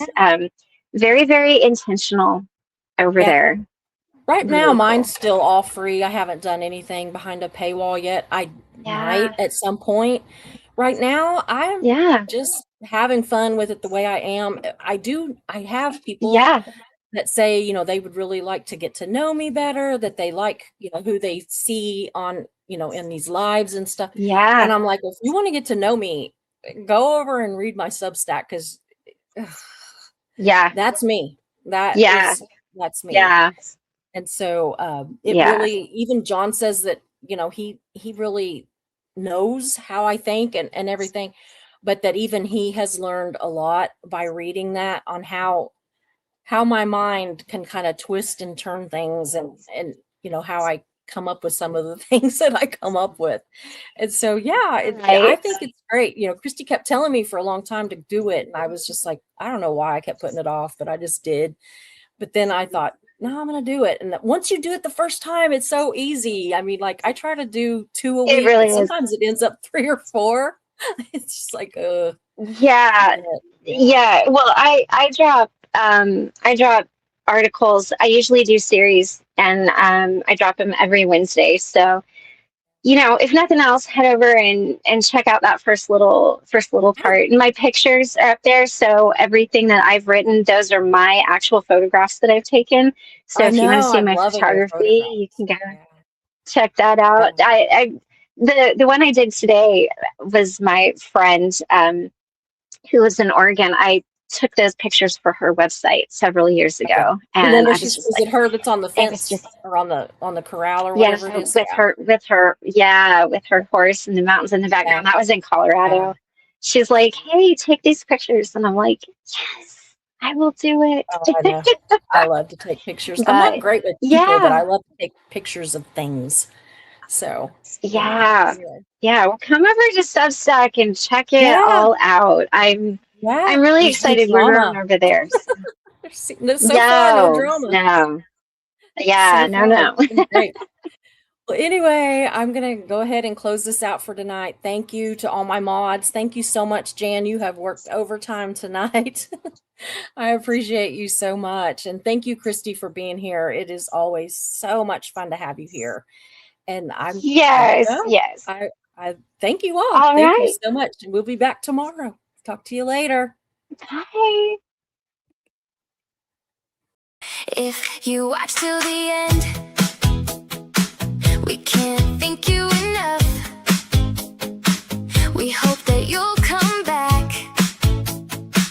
Hope that you made a new friend. Because at But First Coffee with Susie Oberholtz, that is our goal. Just fun and information with a lot of soul.